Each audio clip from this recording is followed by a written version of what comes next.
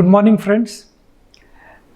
In the series of bilateral relations, let us take one more important bilateral relation that is of immediate concern to us, that is India-Pakistan relations. Now, before I go to this, let me explain you certain basic things about it. See, it was one country only till 1947. Now, what led to formation of Pakistan? You know, freedom movement can broadly be divided into three phases because it has much to do with our freedom movement. Three phases. First phase I call as a phase of constitutionalism, which is somewhere around 1885 to 1905. Three phases you can take. Second, 1905 to 1920 roughly. Then third phase, 1920 to 1947. Right? Our freedom movement can be divided into these three phases. You know that after 1857, the rebellion or first war of independence, call it whatever you want, right? The thing is that Britishers realized that they will not be able to hold on to India purely on the basis of force, compulsion and suppression. As a result, they wanted to show that there is some kind of involvement of Indians also, right? So as a result, that led to formation of Indian National Congress in the year 1885. Who was founder of Indian National Congress? A.O. Hume. Right? And please remember, Congress was formed not for granting independence to India. In fact, the purpose of Congress was to prolong British rule in India. It is with that intention, Indian National Congress was formed by a foreigner, a Britishman by name A.O. Hume. Right?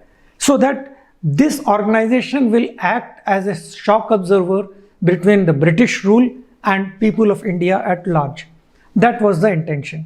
And initially there were many stalwarts, great leaders within Congress, people like Dadabhai Naoroji, W.C. Banerjee, Surendranath Banerjee, Feroz Shah Mehta and all that. Right? And this phase is even called as constitutional phase. What they used to do? They used to simply write petitions, submit it to the British government, and what used to be their demands? Their demands, it was revolved around grievances, not aspirations. Right? Aspiration means you want freedom of the country. Grievance means we should get water facilities, we should get job opportunities, we should get better roads, like that. So the entire focus of this phase was grievances. Right? Like Indians also should get jobs like in more than inspector, in more than army jawans, right? There should be better representations of Indians at various government levels. They should not be ill-treated. They should be treated properly. These used to be the demands of Congress for first almost 20 years.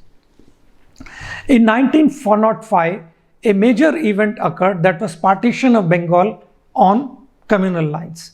Now, this was opposed by all the nationalist sections of Indians. As a result, Britishers had to undo that partition. But by that time, let me tell you one thing, let us be very clear about. We normally blame Britishers for Hindu-Muslim divide. That's not true. That divide was already there. Britishers simply exploited it, made use of it and widened it further, right? If not, the way events occurred, my point becomes very clear, right? After 1905, 1906, formation of Indian Muslim League, right?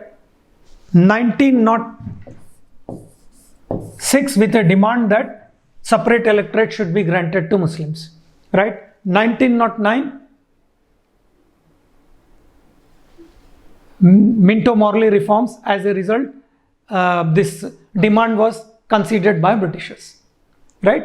So the thing is that they made use of these differences that were already existing because of almost 500 years of history is responsible for that. I mean, simply blaming Britishers is simply the surface view of reality, right? So the thing is, as a result, politics of Muslim League commenced in 1906 itself, right?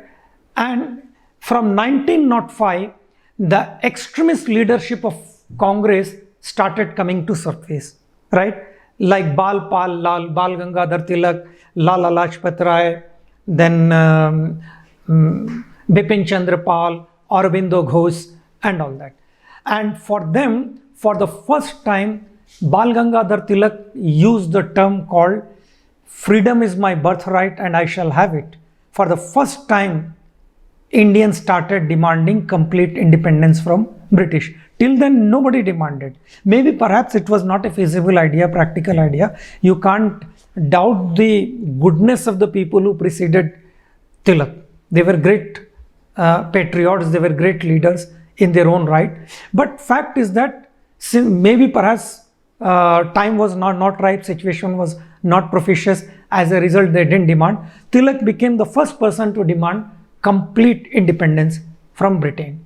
And slowly Congress started going into the hands of extremist leaders because of this appeal.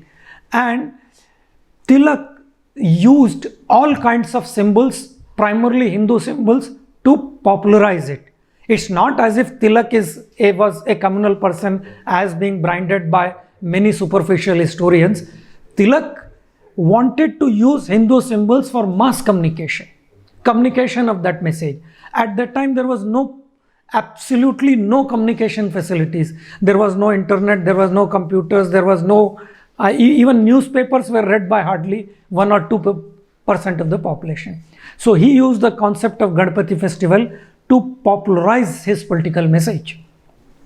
He used it in short for political mobilization, right? And this literally galvanized freedom movement. That was roughly the time when Vande Mataram of Bankim and all these nationalist urges of Indian nationals started asserting, right? And this Congress, which was basically a class party, started expanding among masses. And this movement continued up to 1920. Jallianwala Bagh occurred during this situation. And after the death of Tilak, the final phase, 1920 to 47, I call it as Gandhian phase, because Mahatma Gandhi became the unquestioned leader of Congress, and finally under his leadership, India got independence. Once India got independence, and by that time, parallelly, politics of Muslim League was also gaining ground, right, within the country and all that. And finally, during 1946 elections, when 96% of Muslim electorates voted for partition, Britishers told Mahatma Gandhi, well, you say that all Muslims are behind you, you see the result. Finally, all the parties had to accept partition, and India was partitioned, right, into Pakistan and Hindustan or India or Bharat. The thing is that question remained with regard to princely states. There were almost 561 or something like princely states into Indian Union. Now, it was very, very difficult for them or to persuade them to join Indian Union, because under Mountbatten Plan, Britishers gave the option to all princely states either to join India or Pakistan or remain independent. Under this situation, most of the states would have preferred to remain independent, but thanks to the far-sighted and far-sighted leader like Sardar Patel and his vision, he used every trick under the carpet, like Sam, Dam, Dand, Bhed. That is, he used all tricks to ensure that India as a nation stays. The very geographical unity of India. That's the reason why Sardar Patel is called as Lauh Purush or even Iron Man of India. In fact, I consider Sardar Patel to be the architect of Indian unity. Right?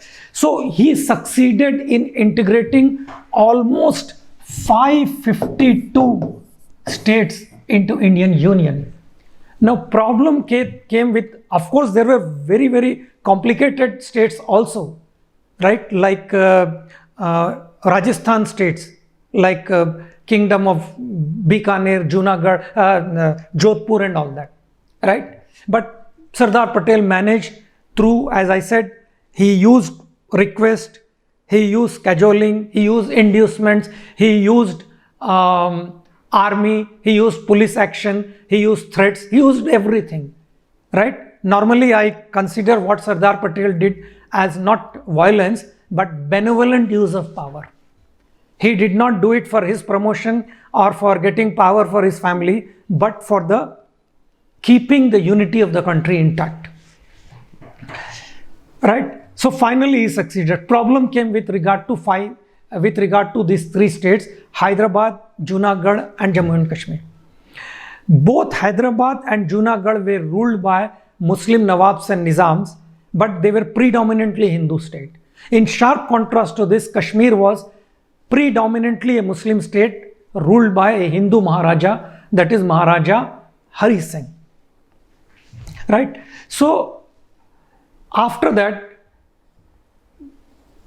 in Junagadh, Sardar Patel sent his assistant by name Samal Gandhi, right, who along with Major General Gurudayal Singh Dhillon, right, they created a sort of mutiny there, and in that mutiny the local Nawab fled to Pakistan because it was said that he wanted to accede to Pakistan, right. As a result, before world could react, Sardar Patel conducted a plebiscite there. I hope you know plebiscite is taking opinion of the people whether you want to be with Pakistan or India. Since it was a Hindu majority province, 97% people voted in favor of India. And Sardar Patel presented the world with fait accompli, saying that you talk about Atlantic Charter, you talk about self-rule and other things. Here, this is the opinion of people in Junagadh. That is how Junagadh got merged into India. Now problem came with regard to Hyderabad. Nizam of Hyderabad was not keen on joining Indian Union, and there was a section within Nizam's palace, like people like Qasim Rizvi and others, they wanted Nizam to accede to Pakistan, right? The same Qasim Rizvi, one of the founder members of your MIM party, Majlis Ittihad al-Muslimin. Although their leader, the present leader Asaduddin Owaisi, claims that he has nothing to do with that MIM, this MIM is different. Okay, I mean, we have to believe him, right? So the thing is that Sardar Patel conducted what we in history is called as Operation Polo and surrounded Hyderabad with Indian army, and Nizam realized that his palace army will not be enough, is no match for Indian army, and finally signed instrument of accession. As a result, Hyderabad also came into Indian Union. Now problem with Kashmir was it was very easy to accede it to Indian Union. It was not a difficult proposition as it is made out to be. Let me tell you, it was far easier than Hyderabad as well as Junagadh or even Jodhpur. But the problem is that entire issue got entangled into personal egos and personal equations. Here that is more important rather than your official version that Maharaja Hari Singh delayed accession to Indian Union. Question arises, why Maharaja Hari Singh delayed accession to Indian Union? Here his enmity with Pandit Nehru is responsible for the delay in accession of Jammu and Kashmir and loss of Pak-occupied Kashmir to Pakistan. What happened was that when Quit India movement occurred, Jammu and Kashmir, the entire state, including Aksai Chin, Gilgit-Baltistan, all this state was part of Jammu and Kashmir, ruled by Maharaja Hari Singh, who was de facto ruler of Kashmir. One of the local leaders by name Sheikh Abdullah, father of Farooq Abdullah, grandfather of Umar Abdullah, he formed a party called Muslim Conference. Remember, it was originally Muslim Conference. Subsequently, he changed its name to National Conference. Right? He started a Quit Kashmir movement against Maharaja. Let me tell you, even Mahatma Gandhi was opposed to this particular movement. He said, what nonsense Sheikh Abdullah is talking. Is Maharaja a foreigner? Is he a Britisher? To start a Quit India movement against, right? So, Maharaja Hari Singh got Sheikh Abdullah arrested and put him behind bars. And for various reasons, I don't want to go into many personal reasons, right? Otherwise, it amounts to washing the dirty linen in public. Nehru had a very soft corner for Sheikh Abdullah, right? And on the other hand, initially he wanted to friend Muhammad Ali Jinnah, but Muhammad Ali Jinnah was very curt. In fact, Jinnah never allowed any other Muslim leader to grow, right? Even it seems, I don't know to what extent it is true, that Sheikh Abdullah once even went to him with the proposal of joining Pakistan. He says, we'll discuss. He says, we'll discuss when time comes, right? As he was told very curtly.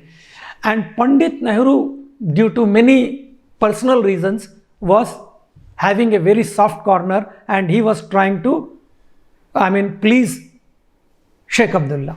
And Sheikh Abdullah in turn was launched a movement against Maharaja.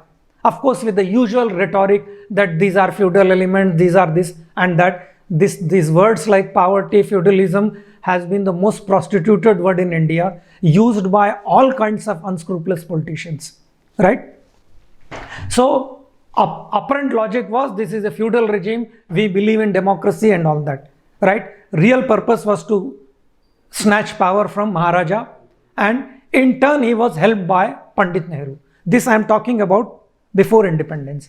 And when he started his Quit Kashmir movement, much against the advice of Mountbatten, Patel, Gandhi, Nehru, there is a saying in English, fools rush in where angels fear to tread. Fulfilling this particular saying, Pandit Nehru rushed to Kashmir in order to express solidarity with his friend Sheikh Abdullah, saying that if not he, I will lead this movement.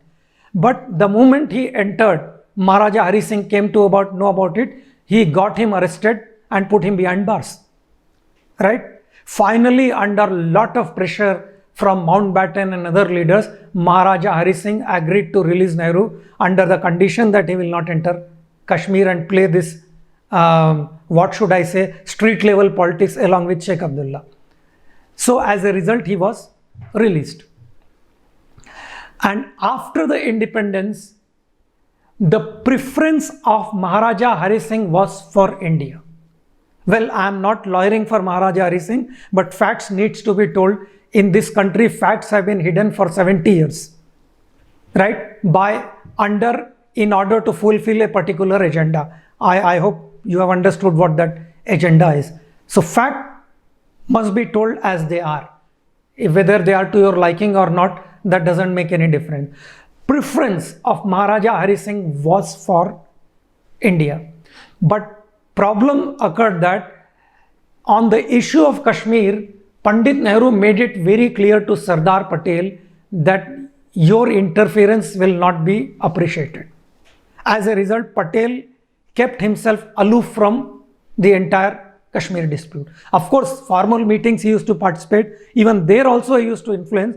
But the thing is that finally, Pandit Nehru made it clear that it is his ancestral state. He would be dealing with it, right? And he was completely guided by Sheikh Abdullah, who made Nehru jump from one blunder to another, right?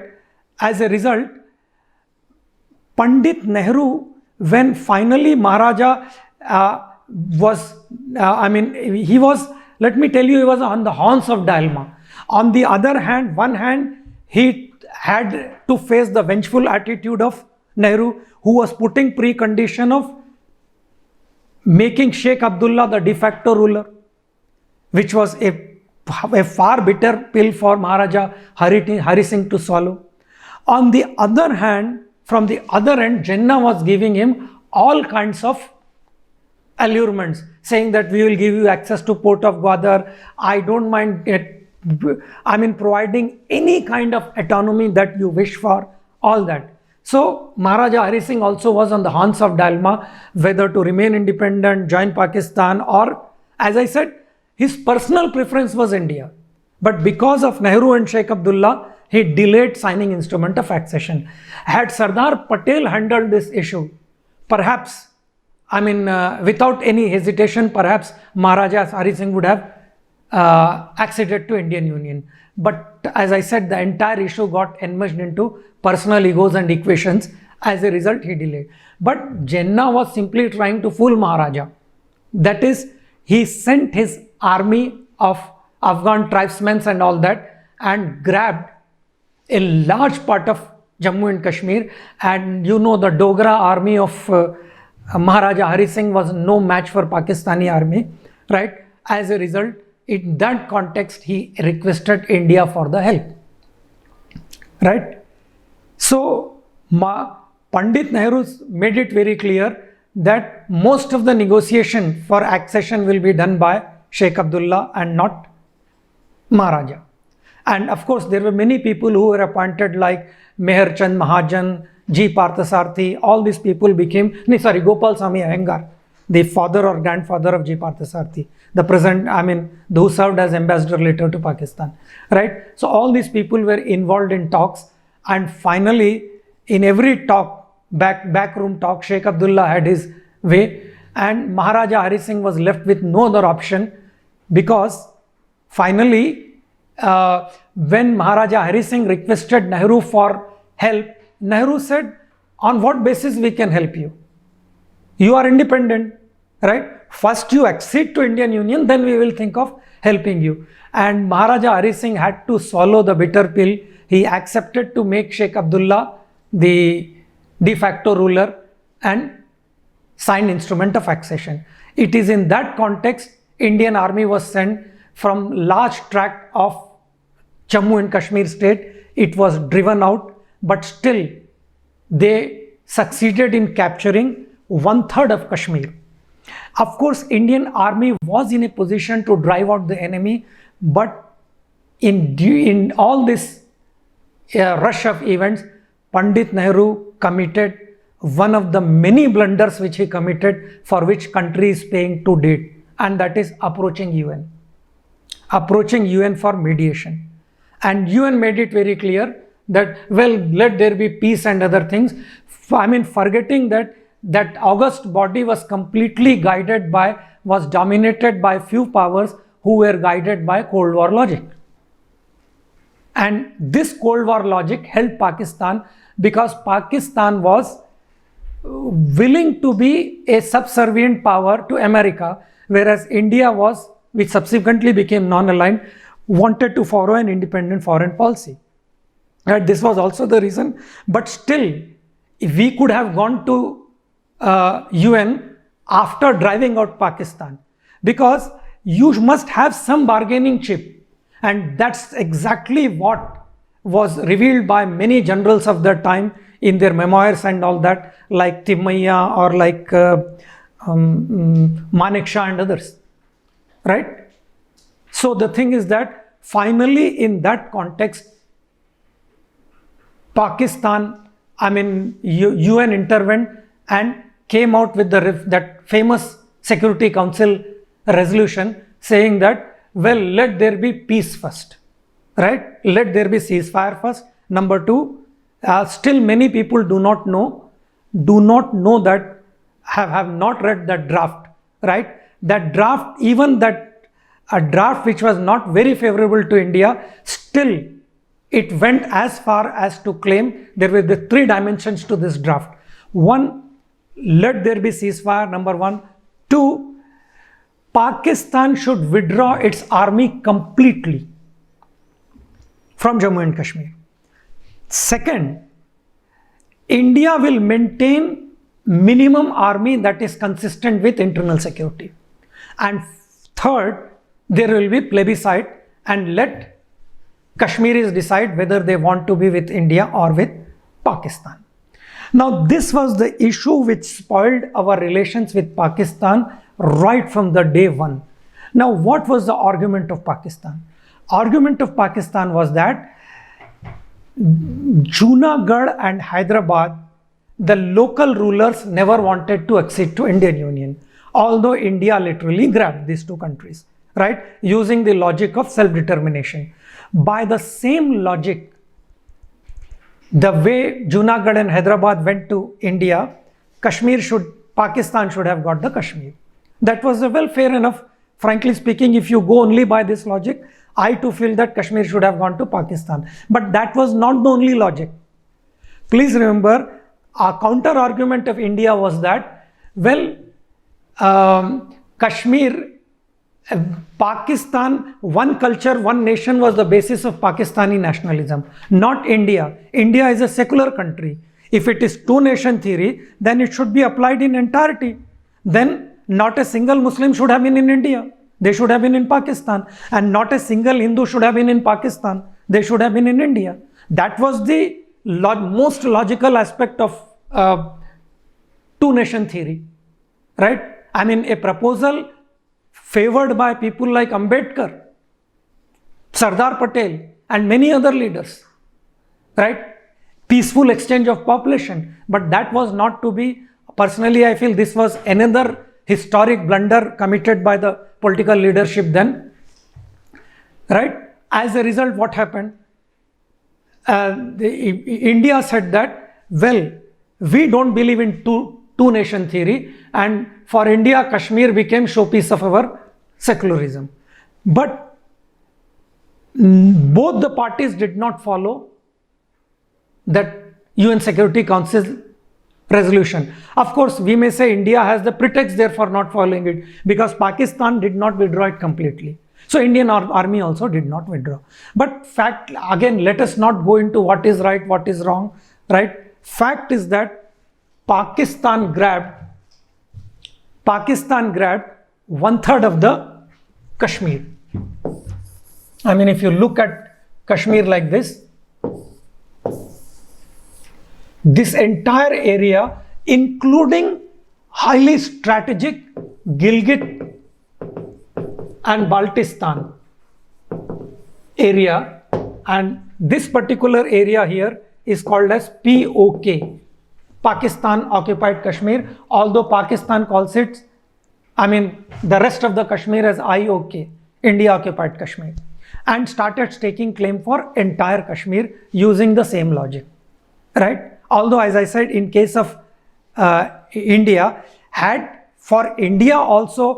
India been exclusive for Hindus, this logic would certainly work, that Kashmir should go to Pakistan. But since that did not happen, India had a case, well, I mean, secularism was the basis of our nationalism. As a result, we don't believe in one culture, one theory, one nation theory, right? And at that time, more number of Muslims were in India than in Pakistan. So Kashmir became the nucleus issue between India and Pakistan dispute, right? So, I mean, if you look at the points, nature of freedom struggle, I already covered, partition of the country, then Kashmir problem. This is the problem on which India, Pakistan have fought almost 4 wars, 48, 65, 71 and 99, right? Then Cold War.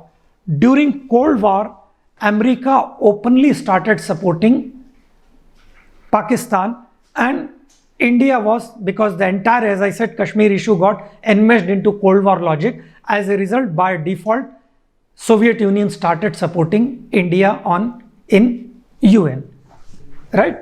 Then Sir Henry Creek issue. What is this Sir Henry Creek issue? There is a marshy land between India and Pakistan near Gujarat and Karachi in between, which is not much, I think 90 square kilometers of land, marshy land, which is being claimed both by India as well as Pakistan.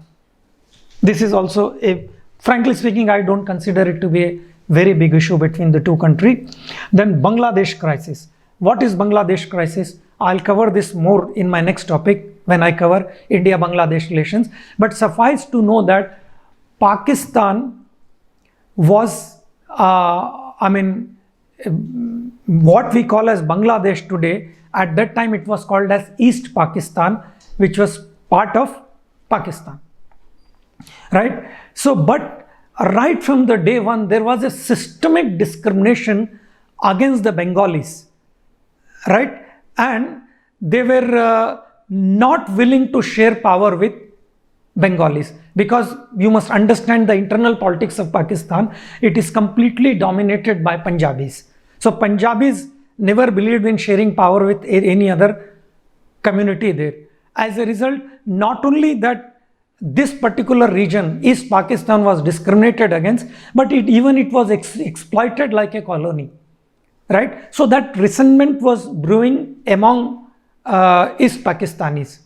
Plus there were other contradictions of geography, contradiction of economy, contradiction of culture, contradiction of language. Like Pakistanis spoke Punjabi, Urdu and other languages. And you know, within Pakistan, the way they defined their nationhood, it is anti-India. Right? So as a result, Urdu, which is not even spoken by 10% of the population, continues to be official language and imposed all over Pakistan. Right? And it was being imposed even in East Pakistan, the people by and large spoke Bengali. Right? So as I said, contradiction of language, then separated by almost more than 2000 kilometers of India in between, plus culturally these people were different, plus as I said, this region, what we call as Bangladesh today, was East Pakistan, was exploited like a colony. And last nail in the coffin was 1971 election, in which in 1971 elections, Sheikh Mujibur Rahman's party, which we call as Awami League Party, won almost 172 out of 174 seats. Figures may vary here and there, but absolute majority is party Awami League. But he got majority in the overall National Assembly, that is Parliament. So what would be the logical outcome? He thought that he would be invited to become Prime Minister of Pakistan. But Pakistan, right from after the death of Muhammad Ali Jinnah, right, Liaquat Ali himself was murdered. After that, the entire power structure of Pakistan went into the hands of army generals, who literally took over power. Maybe it started with Iskandar Mirza, Tika Khan, then Yahya Khan, Ayub Khan, Ziaul Haq, Musharraf, Kayani, all this. And since that time, it is literally army of Pakistan which is ruling Pakistan. Right? Civilian leadership is only a de jure arrangement. Right? So the thing is that Mujibur Rahman was not invited to become the leader of Pakistan. Right? Because as I said, Pakistani ruling regime, especially their army, never believed in sharing power, and army which is again dominated primarily by Punjabis. There may be some heads here and there, like Musharraf was Muhajir, but by and large, the local bureaucracy, politics, business, everything in Pakistan is dominated by Punjabis. I'll explain this later. But when this did not happen, there was literally a rebellion in eastern side of Pakistan. And Pakistan wanted to suppress it with heavy hand. As a result, it literally declared a war, not only against present day Bangladesh or East Pakistan, but he thought that it is clearly a case of India doing this sabotage, subversion. So India also was attacked in areas of Punjab like Khemkaran, Ambala and other places.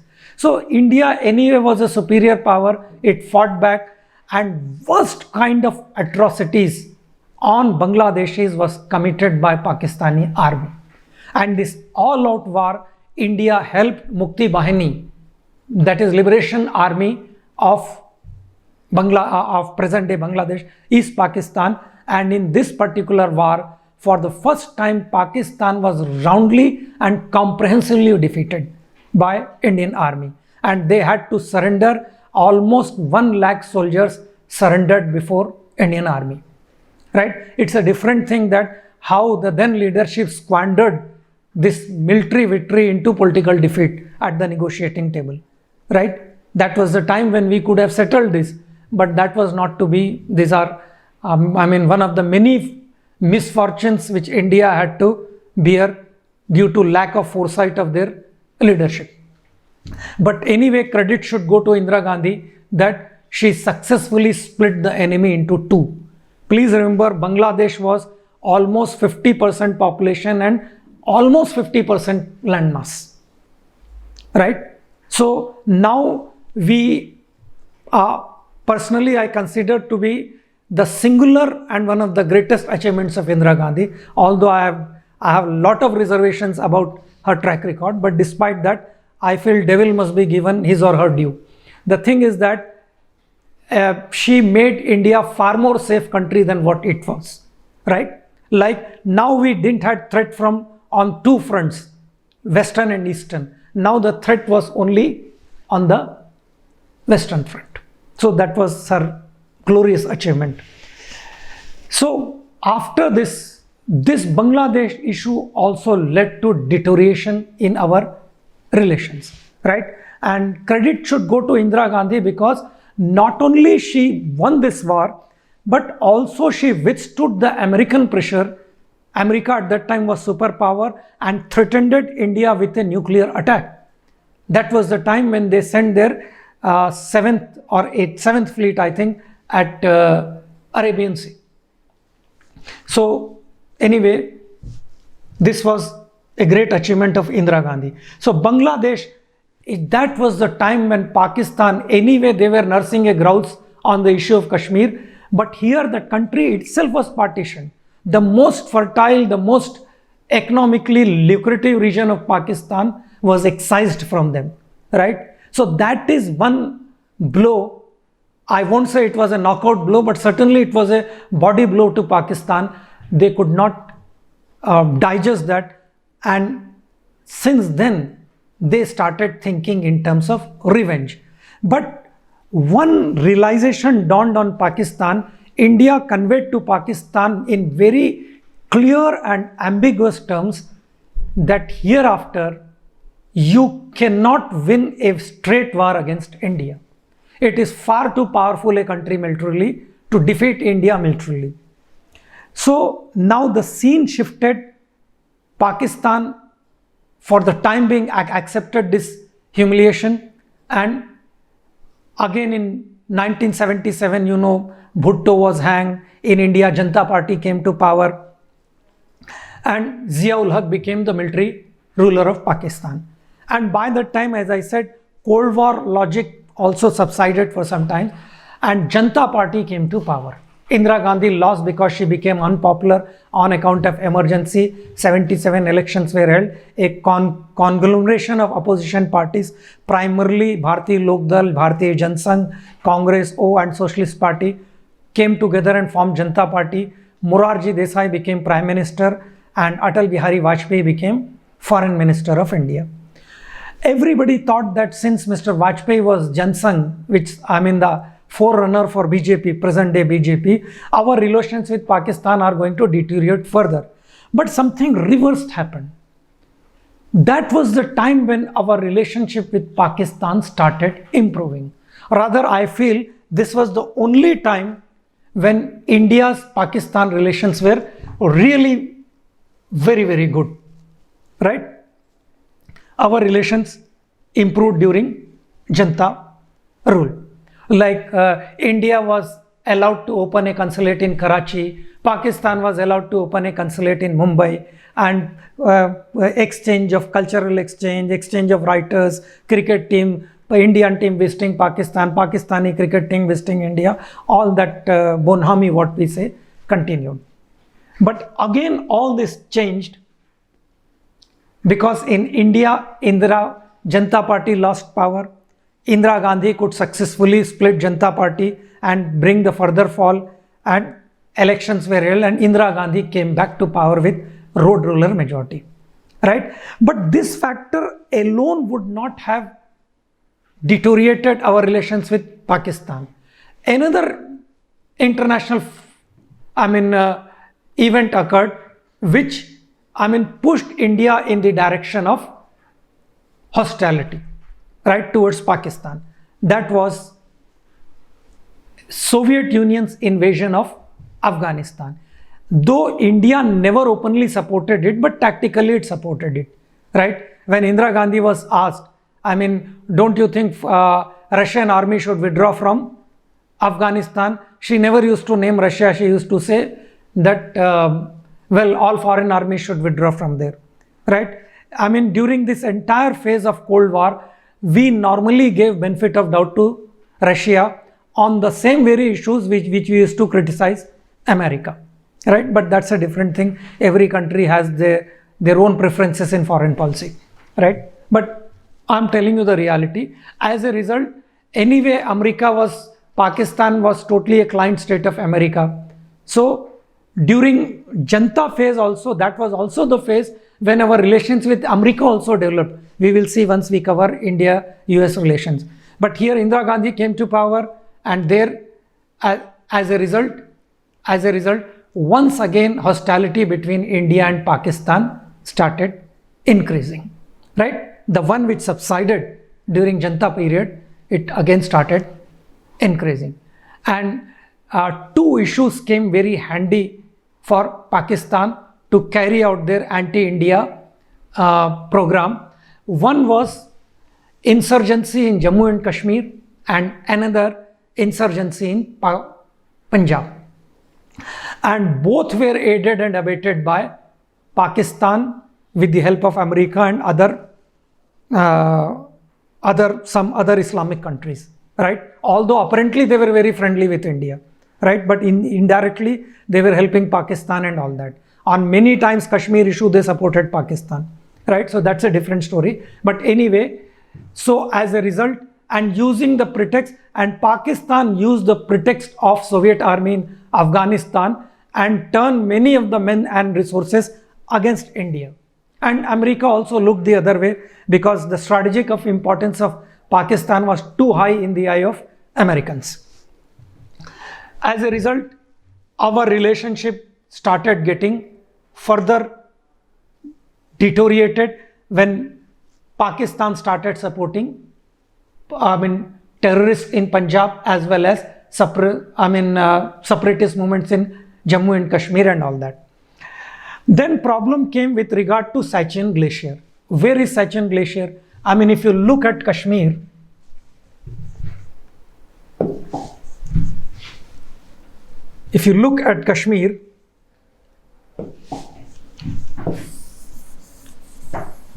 this is the Ladakh region. Here, somewhere here, you have this Siachen Glacier. You know what is glacier, right? Ganga is also a result of glacier, right? That glacier was something like a no man land. It was suddenly discovered in 85 or 84 to be more precise, 84. So Indian army went and occupied 3/4 of Siachen Glacier, and rest was occupied by Pakistani army, and both the countries are staking claims for Siachen Glacier. And since 1984, at least 100 talks must have taken place at secretary level, ministerial level, at all kinds of level, but there has been no solution. It is the highest conflict point in the world, completely covered by snow. And since then, 1984, India and Pakistani army have suffered huge loss in terms of human life, expenditure and everything. An ordinary roti, by the time you send it to Siachen Glacier, will cost 500, right? And per day, both the countries are losing almost a soldier a day because of frost bites and all that, right? So it is a conflict point, and this is also one of the important points of discord between India and Pakistan, right? Although, frankly speaking, with a reasonable agreement, both the countries can withdraw the army from there and once again declare it as a what we call as no man's land, because unnecessarily both the countries are losing too many soldiers. Unnecessarily both the countries are incurring huge expenditure. Many writers calls it, Sachin Glacier issue is like two bald men fighting for a comb. Anyway, I leave it to you to draw your inference. Now, Pakistan support. After that, Pakistan thought that, well, it's impossible to defeat India in straight war. Why not involve India into a low conflict, right? So that India will completely be enmeshed. With that desire, they started supporting separatism, terrorism, both in Punjab as well as Jammu and Kashmir, right? And in 1992, as you are aware, Indian government successfully solved the Punjab problem. It was suppressed with a heavy hand. You know all that events, Operation Blue Star, and subsequently what happened. But anyway, Behan Singh, the Chief Minister, along with the able leadership of KPS Gill, of course, it led to violation of human rights. This is inevitable in this kind of conflict-like situations, right? So these things are not important. No, don't go into good and bad of it. What is important, what actually finally happened, and that is Punjab was cleared of terrorism, right? After that, Pakistan again changed their strategy, and you know how Indira Gandhi was assassinated later, right? After this, Pakistan changed its strategy, right? This was somewhere around 2008 or slightly earlier, what we call as Karachi Plan. What is Karachi Plan? Karachi Plan is nothing but, they say, let India bleed through 1,000 cuts. That is, create sleeper cells of ISI, terrorists and other things, and create so much of chaos in India that India always remains weakened. Terrorist movement here, bomb blast here, there, and all that. And it's not as if they did not succeed. They did succeed in their plan. There was a time in India when the bomb blast and everything used to be a frequent affair in the whole country. Show me one place which was not affected. Hyderabad, Mumbai, Ahmedabad, Calcutta, Bangalore, Delhi, Varanasi, Ayodhya. There was not a single place in the country, Jammu, which was not affected by Coimbatore, by this kind of bomb blast. So this was part of Karachi Plan, which though formally was launched later, but Pakistan started acting on it. That is fomenting trouble not only in Jammu and Kashmir, but throughout the country. Hereafter, the whole country became target of ISIS and Pakistani military, are fomenting trouble and posing huge, so much of internal security threat challenge to India that it should keep affecting India's development, right? As a result, it is in that context they gave shelter to Dawood Ibrahim, who was the mastermind of Mumbai blast, right? All Kasab and all these are part of, especially Kasab. Of course, Dawood Ibrahim case happened much before Karachi Plan, but Kasab and subsequent violence, all these are part of Karachi Plan. The central essence is, let India bleed through 1,000 cuts, right? Focus will not be Kashmir alone, but focus will be all over the country, creating and cultivating sleeper cells and activating them whenever suitable, right? Mumbai attacks, all these are part of then ISI activities, right? All these are important points of discord between India and Pakistan, right? So as a result, as I said, ISI activities in India started increasing. Of course, you may say that it was fault of the Indian state, they should have handled it well. It occurs, after all, ultimately it is internal weaknesses that invite external intervention. I completely agree with this, right? Indian state could not handle this with the kind of heavy hand that was required to, that is to impose so much of cost on terrorism that which it is unable to bear, it is unable to pay. Then only terrorism stops. Terrorism does not stop by talks and all that, right?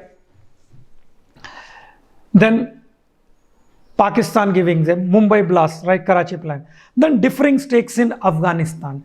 What even on the, how you may ask how Afghanistan is point of discord between India and Pakistan. It is. I won't be giving much explanation right now. I'll be giving these explanations when I cover India-Afghanistan relations. Suffice to remember that both the countries have differing stakes. Both countries have huge stakes, and these stakes are totally opposite of each other, right? They are in total conflict with each other. This is also one of the important issues between India and Pakistan. The next issue is the issue of Balochistan. Now, what is Balochistan? Balochistan, if you look at Pakistan, country like this entire region is Balochistan. And Balochistan never accepted, the people of Balochistan never accepted their accession to Pakistan. In fact, in 1947, it was an independent state, right, with Kingdom of Kalat. But anyway, Jinnah successfully grabbed it, right? One of the local rulers, I don't remember his name, was compelled to sign instrument of accession, but they kept rebelling against that accession because they wanted to preserve their independence. And please remember certain important aspects of Balochistan, because this question could be asked as a separate question. Balochistan represents 47% of mineral rich, resource rich region of Pakistan, right? In fact, Pakistan's entire growth story, or whatever it is, lack of it, is largely financed by Balochistan, exploiting. Balochistan is being exploited like a colony, right? All the mineral wealth which Pakistan earns is invested primarily in Punjab. That's why there is resentment not only in Balochistan but even in Khyber Pakhtunkhwa, dominated by Pashtuns, and Karachi also.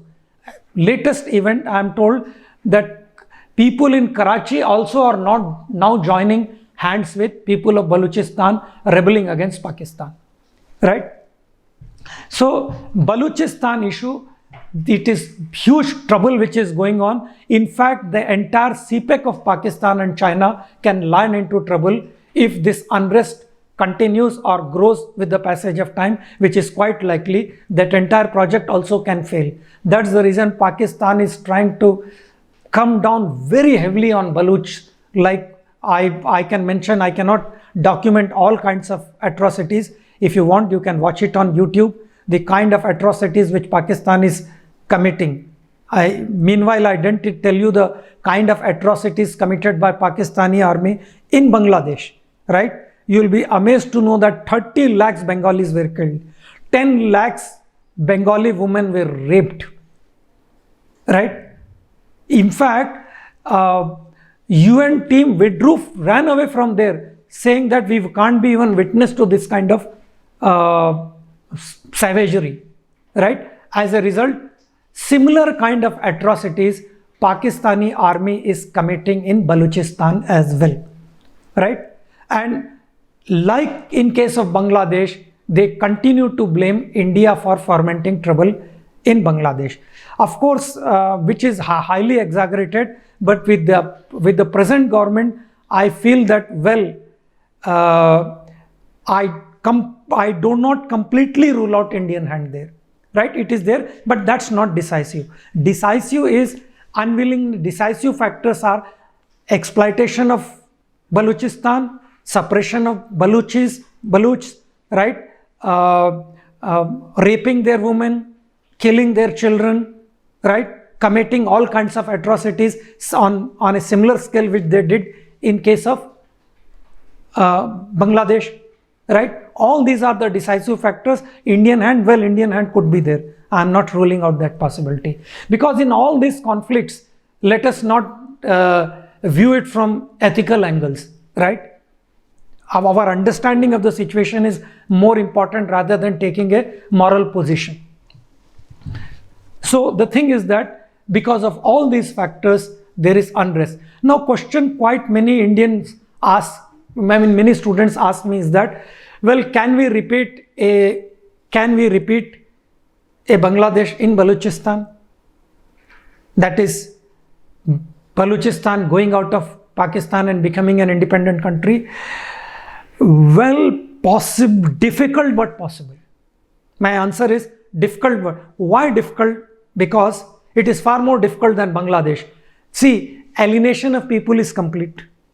There is atrocities, there is exploitation, there is looting of resources. The same ground reality is there as it existed in Bangladesh. But please remember, there are two factors that can go against this analysis. One is Bangladesh was almost 2000 kilometers away from India. I mean, away from Pakistan. In between, we had India. So Indian aid could have gone there very easily. Secondly, Bangladesh was almost 50% population and 50% landmass. Though Balochistan is 47% landmass, it has only 7% population. Right? So that is the reason why I said difficult, but not impossible. Difficult but possible. Right? How, I mean, you can hear the videos of many of the strategic affairs experts, including the former DGP of Punjab by name KPS Gill, right? So now Pakistan feels that India is responsible in fomenting that trouble. As I said, this argument is partially true but largely wrong. Then, right, differing state problem of Balochistan. After that, you have, please understand the internal politics of Pakistan. We think that most of them, more than 95% of the population is Muslim. As a result, there should not be, it is all one country. No, it is a country which is at war with itself, right? Because in Pakistan, it is army which dominates, and this army largely consists of Punjabis, and Punjabis somehow wants to preserve their dominance in the entire power structure of Pakistan, right? And people like Pashtuns, who primarily occupy the Khyber Pakhtunkhwa province of Pakistan, this region, Baluch, Sindhis, Muhajirs, all these are totally against Pakistan, right? All these are totally against Pakistanis. I mean, especially the Punjabis. See, Pakistan, a divided country, we may say that all are Muslims, they must be speaking Urdu. It's not like that, right? There are different, it is, in the sense, in short, Pakistan represents all the fault lines which you can think of, right? I'll come to this one later, 1 minute, right? Role of Pakistani army. Now, Pakistani army is not typically a professional army like Indian army, which is solely responsible for defense of the country. In fact, Pakistani army takes building contracts, road contracts, it sells tea, coffee, other household items, right? All these things Pakistani army does. Why? Because Pakistani army wants to preserve their dominance in the entire structure. And it is Pakistani army which does not want any improvement in relations with India. Indian leadership was quite foolish enough to believe that if you grant them more concessions, if you talk to their civilian leadership, our relationship will improve with Pakistan. None of that sort. As long as de facto power is in the hands of army, relations with India are not going to improve, right? Unless and until civil society of Pakistani becomes so strong as to assert and change the power equations. Till then, and you may say Pakistani army also can develop good relations with India. What is the problem? Well, there is a problem because their whole dominance is because of threat from India. Their whole reason debtor will go. Then people will start asking, why did you demand a separate country? Why army should have so much of power if there is no threat from India? So this threat of India is constantly fed to Pakistani students right from school days. Hatred for India. I don't want to tell you what they write about India in their school textbooks. Every Pakistan grows, that child grows into a India hating adult by the time he becomes, he comes of the age, right? So all this Pakistani army does to preserve their dominance. Take for example, a Havaldar. What a military Havaldar gets after his retirement? It's a meager amount as pension and maybe canteen facility. That's all. But a Pakistani Havaldar gets 1 acre of land. They get lifelong canteen facilities. They get so many other privileges. And by the time a general retires, he can get 200 acres of land also, right? Plus membership of this club, that club, all. It's the, in short, Pakistani army is the most privileged class. If you want to know more about it, I suggest a very latest book, Pakistani Army Fighting to the Finish by American scholar Kristin Fair. You read that book and you will get an idea. I mean, she goes to the extent of saying that Pakistan is not a country which is having army. It is an army which seems to have a country.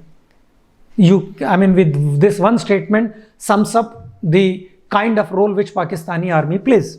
Right. Then it is a badly divided country. You have Kashmiris, Baluchis, Muhajirs. Who are Muhajirs? All the Muslims who went from India, primarily from Bihar, UP and other regions, some from Hyderabad also, thinking that Pakistan will be a heaven, right?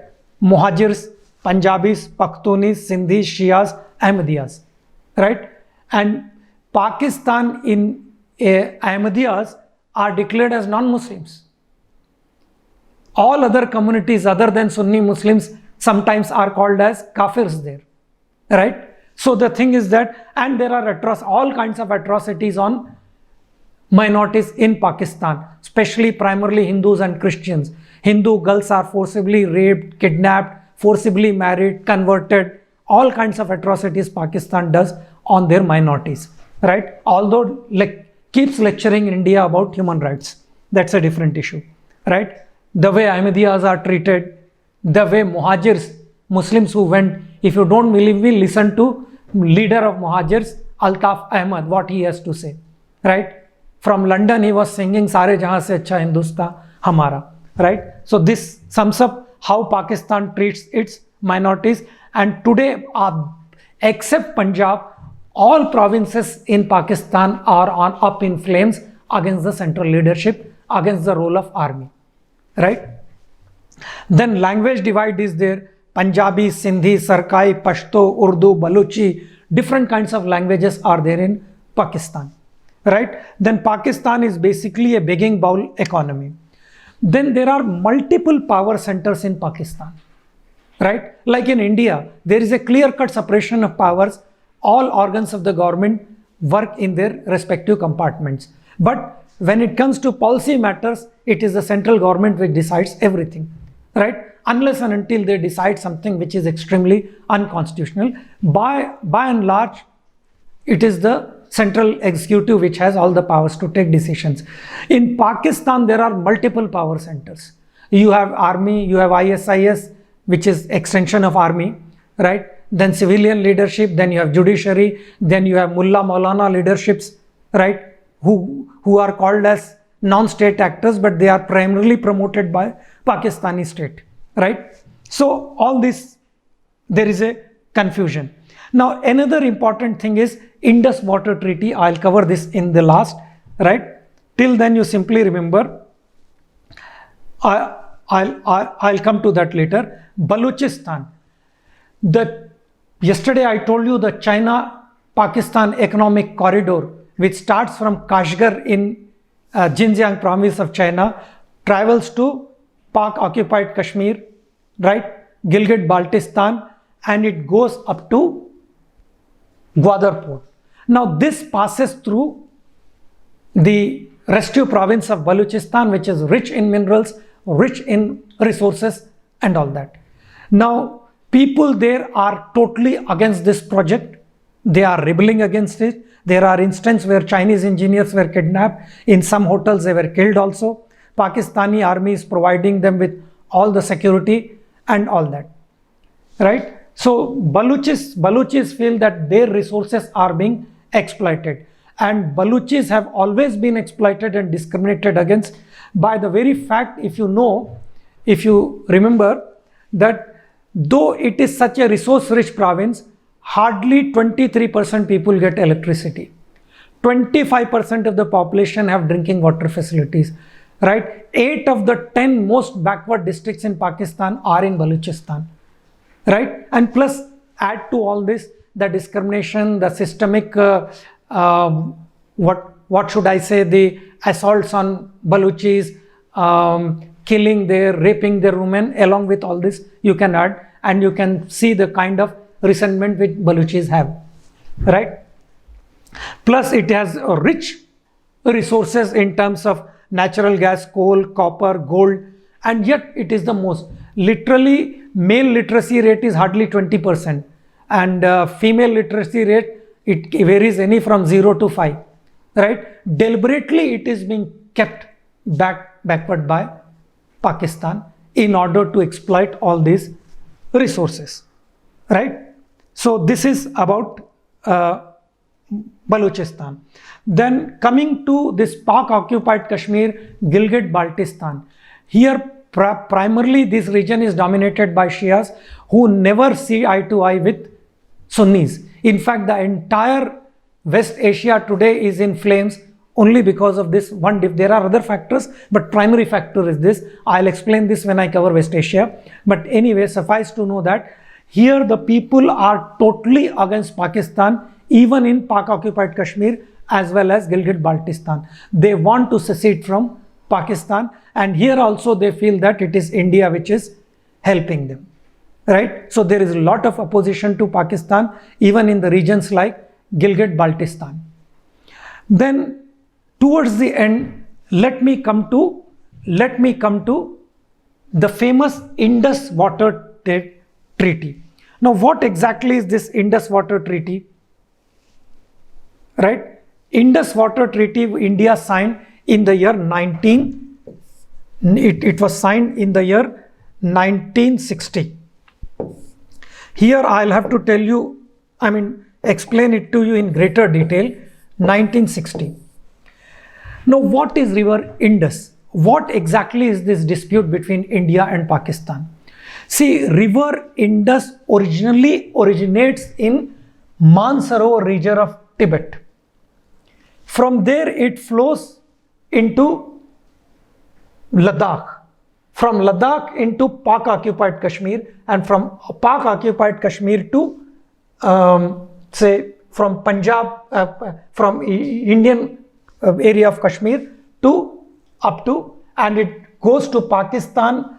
It enters Pakistan from Mithankot, a place called Mithankot. Now it is not just one river, and please remember about Indus. In fact, Indian civilization revolves around this. In history it was called as Sindhu river, right? And it is not a small river. In fact, it is one of the biggest rivers, far bigger than Ganges and Brahmaputra. River Ganga is almost 2,500 kilometers. Brahmaputra could be 2,700, whereas Indus is 3,100 kilometers. It starts from Tibet and it falls into Arabian Sea near Karachi, right? So the thing is, India, in between, 5 rivers also go and join, different rivers goes and join Indus. What are these rivers? Chenab, Jhelum, Jhelum, then Ravi, Bees, and Satluj. These 5 rivers, that's why Punjab is called as 5 rivers, right? Land of 5 rivers, and all at different points. Now it's not very important to show you which river originates from where and joins Indus at which place. Suffice to know that at different points, all these rivers go and join, become tributaries of Indus. So, and this is one of the major rivers of Pakistan. In fact, 60% of Pakistani agriculture depends on Indus waters, right? And India signed perhaps the most magnanimous river sharing arrangement with Pakistan, for which there is no parallel, right? And Pakistan still keeps blaming India. Let us go by facts, because as I said, I never go into this moral ethical questions. I purely go by facts. What are facts? Just look at China. It has 50 rivers which goes into other countries, and China does not have water sharing arrangement with on one river, even with one country, right? It must be having agreement to inform about floods, inform about this and that, but not water sharing. Please remember this, right? Under this agreement, India agrees to give, this treaty, 1960 Indus Water Treaty, was conducted, was brokered by World Bank in 1960, right? Under this treaty, Indian leadership, displayed the quality of Karna, became so magnanimous. As a result, 80% of the water goes to Pakistan. Less than 20%, 19.2% water is being used by India. Show me one such agreement, river water sharing arrangement, between any two countries, especially an upper riparian country is giving so much of water. Let us take the agreement between Mexico and US with regard to Colorado River, right? 10% water is given to Mexico, 90% is being kept by America, despite the fact that America is a water surplus country, right? Next is, you look at similar agreement between Israel and Jordan with regard to River Jordan, right? Like this, I can keep citing you many examples. Whereas you see exact contrast. 80% of the water is being given. And as per the agreement, top 3 rivers, that is Chenab, Jhelum and Indus, is being substantially used by Pakistan. And for these 3 lower riparian rivers, it is being used by India, that is Ravi, Beas and Satluj.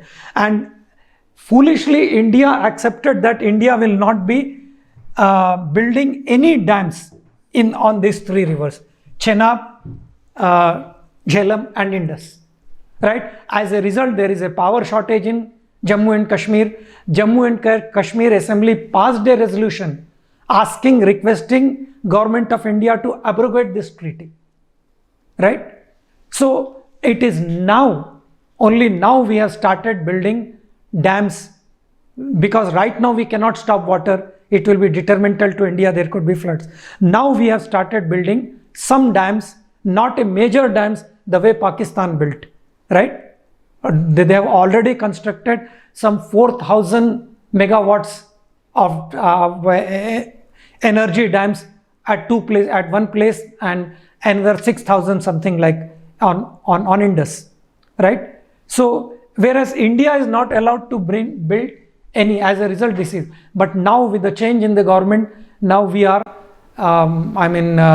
put construction of dams in this at a very high speed, right? So this is broadly.